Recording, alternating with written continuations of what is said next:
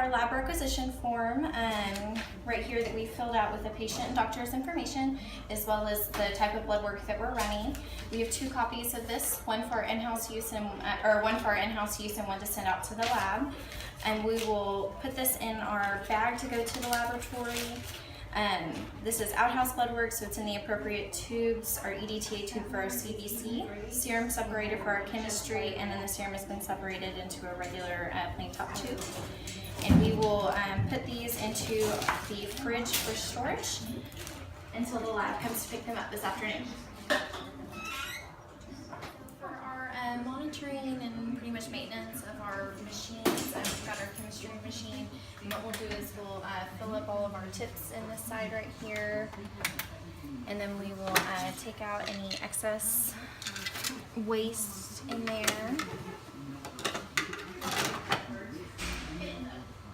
And we generally just wipe them down.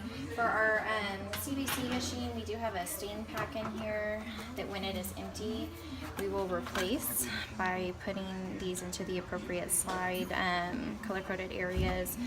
And then we have our reagent kit down here that again we will put in the appropriate areas whenever it's empty. And then on top of that, we'll also run a monthly rinse that will run through here, and it is 2 parts bleach to 1 part water, as determined by the manufacturer. We're going to do a heartworm test, and we're going to put 4 drops of our conjugate, as well as 4 drops of our blood sample and a heparinized needle that we collected.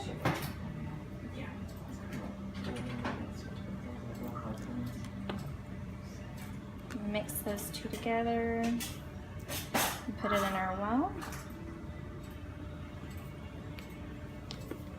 We'll wait for the test to flow up here.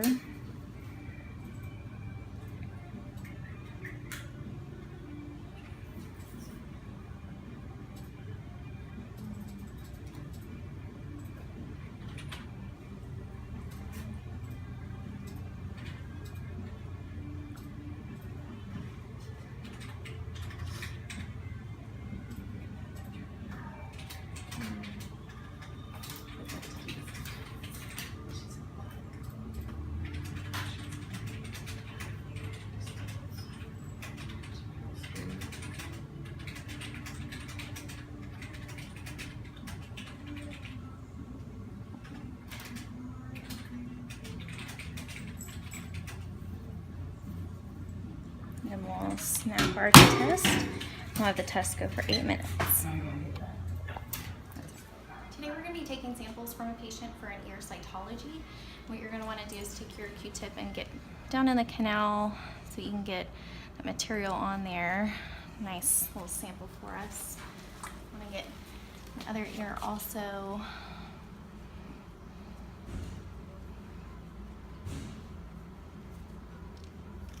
And you want to snap the left one.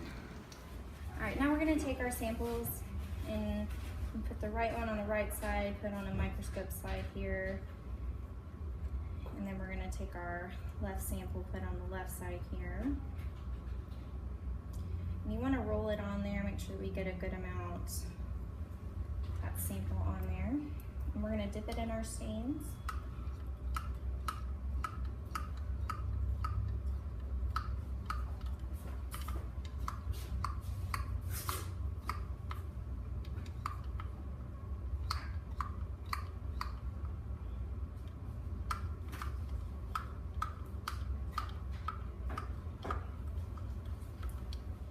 And then we're actually going to rinse the back of the stain off with just a small amount of water. You don't want high pressure on there so it doesn't run the actual sample off of the slide, but you do want to get the excess material off.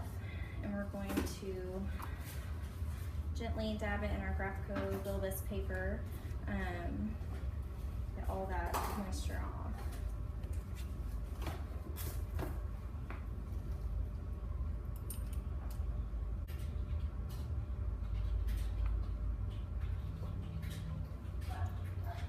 So in this right ear, we've got 2 numerous account yeast in here.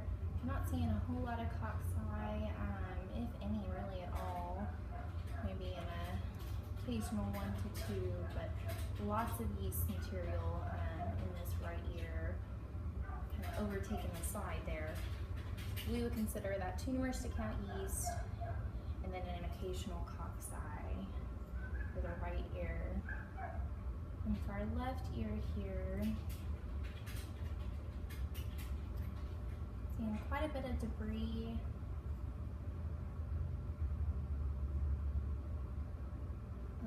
An occasional cocci also.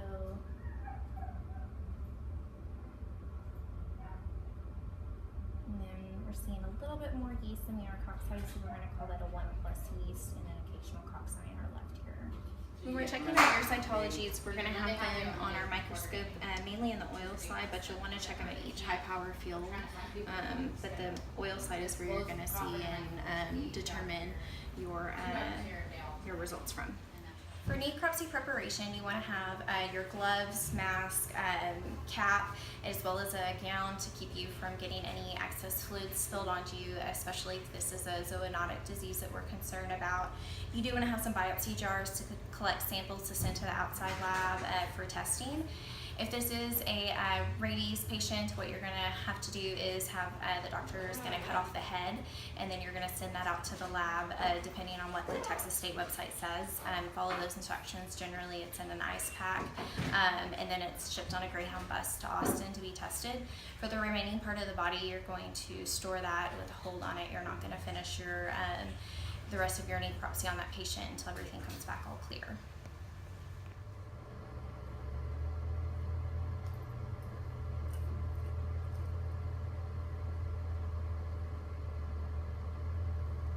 So we removed the left kidney. We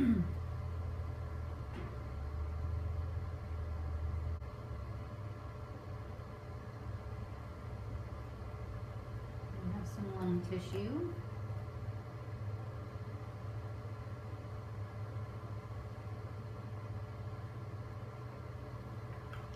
And then the last specimen that we'll collect will be one of the large liver lobes, and that'll be very easy since it's a very obvious part of the abdomen.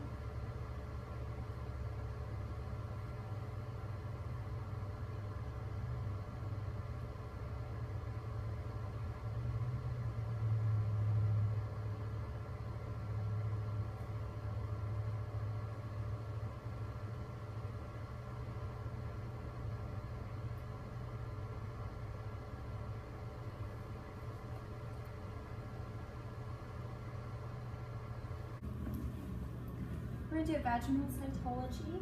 What we are doing is open up the vulva right now. We're going to take our cotton swab and go in into the small sample area in there. And we've got our slide right here that we are going to rub that on. Now we're going to stain our slide.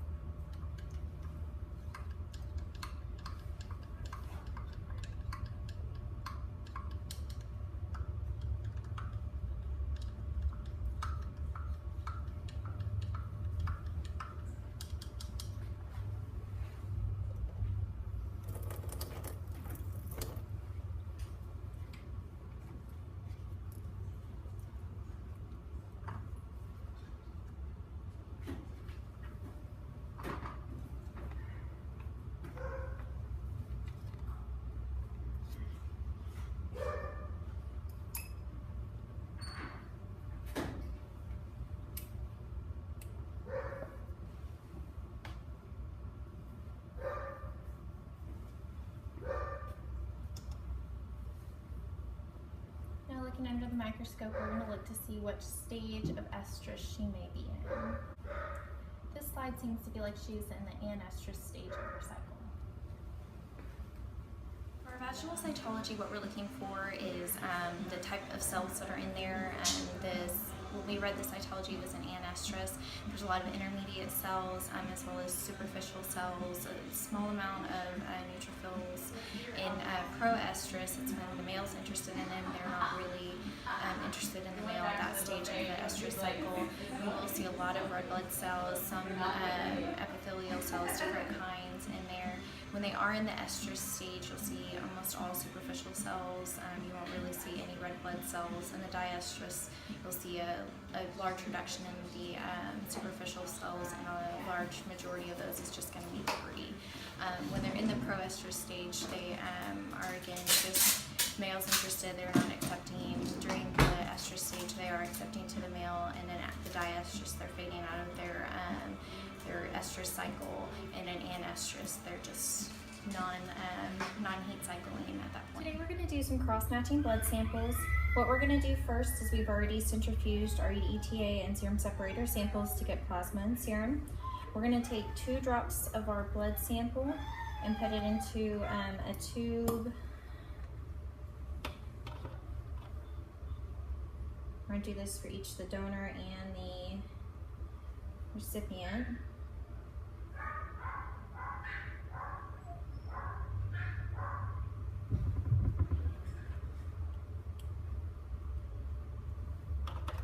And then we're going to fill the rest of the tube with normal saline.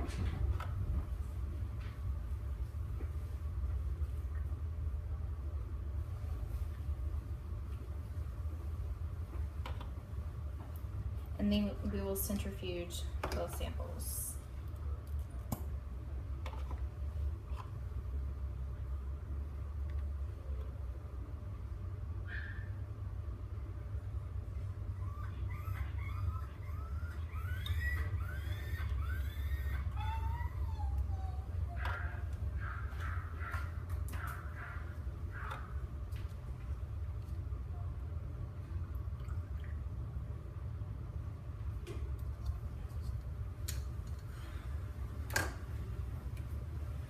We're going to centrifuge these samples for 1 minute.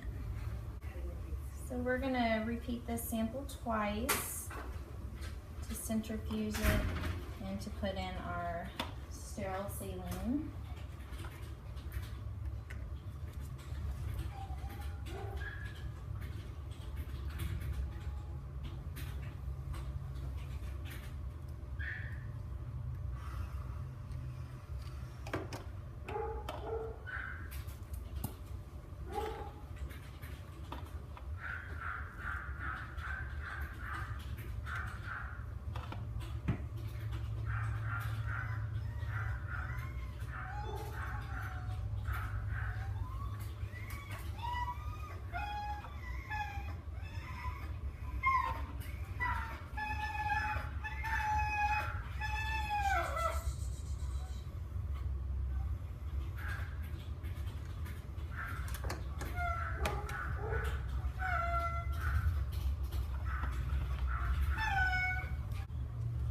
And now we will make our 2% solution.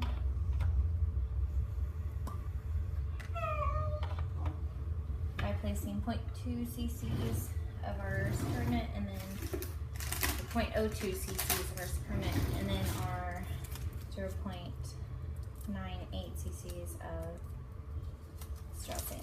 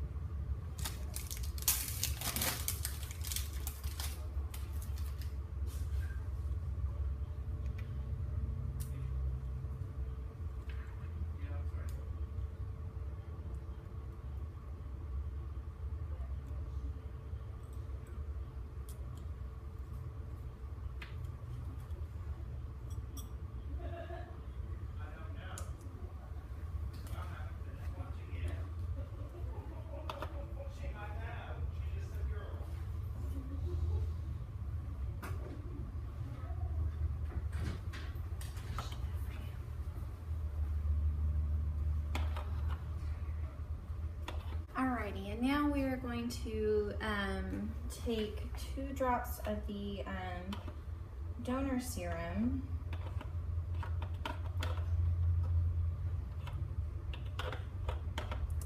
And then we are going to take 2 drops of the recipient erythrocytes for our minor suspension.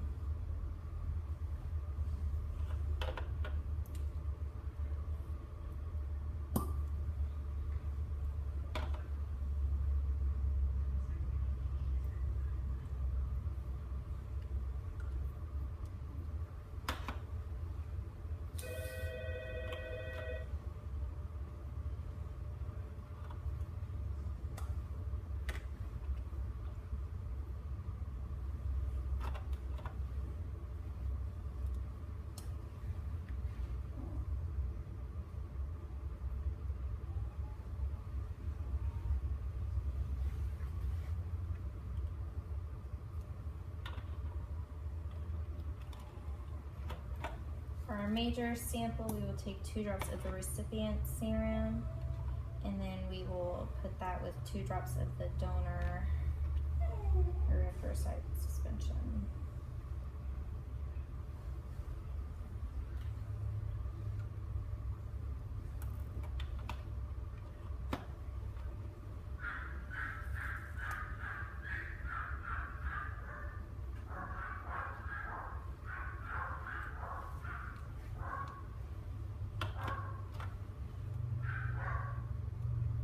We'll gently mix these 2 together.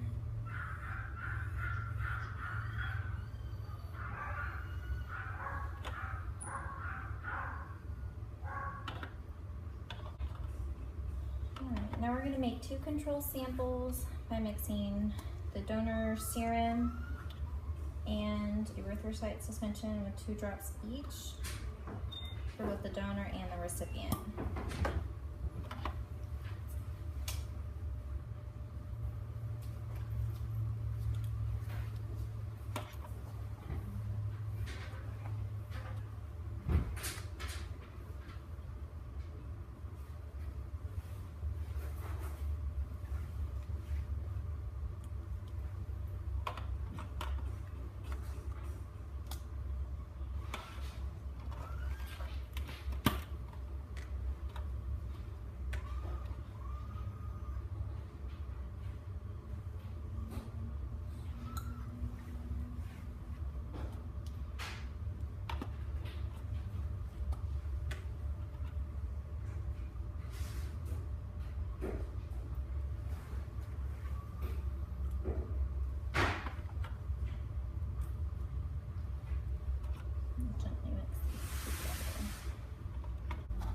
Now we're going to gently mix these together,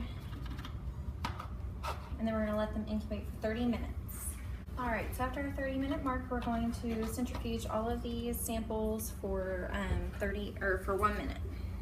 Okay, so now that we have all of our controls back and our minor and major cross matches, we're checking for any sort of acylation. Don't see any, so we're going to check these underneath the microscope.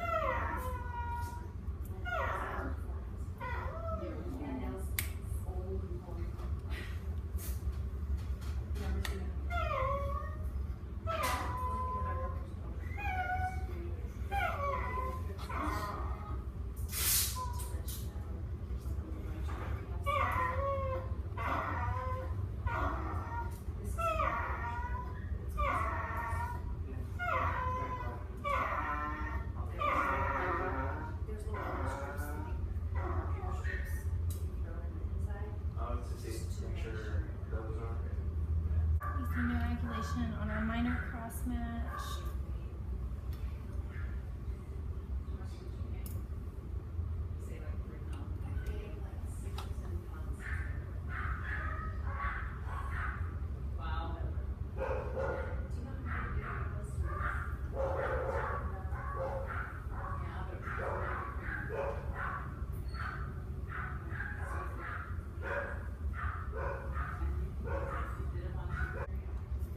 Judging by these results, both of our patients are unfortunately not compatible for transfusion with each other. When we're learning about our cross-matching samples, what we look for is any hemolysis in the tubes, whether it be in the minor or major cross-match. If there's just a little bit, then it's really non-specific. They could be a match. If there is quite a bit, then unfortunately they're not a match. And for us, those samples had a lot of hemolysis in them and they were not a match. If there is hemolysis in the control tubes as well as in the major and minor tubes, then unfortunately we're going to have to retest because they'll be incomplete and unreadable, unfortunately. What we'll do for a skin scrape is we've got some oil on our side that we put on here, some mineral oil, and then we've got a 10 blade out. And what we're going to do is we're just going to gently take some of that hair and skin along with the fur. You'll kind of want to pinch up there and collect some, and then you'll rub that on here just to get some of that those follicles out.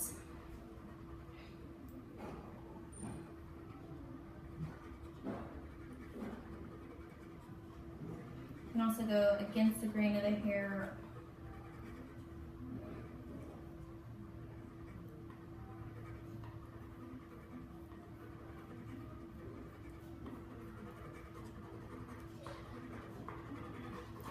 Wanting to get a lot of that material on the edge of your slide in here.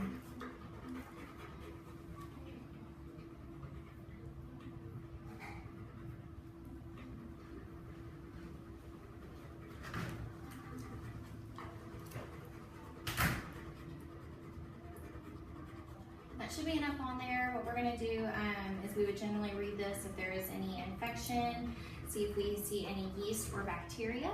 And then we'll want to also see if there's any sort of mites in there that we can see, such as Demodex, sarcoptic mites, different things like that.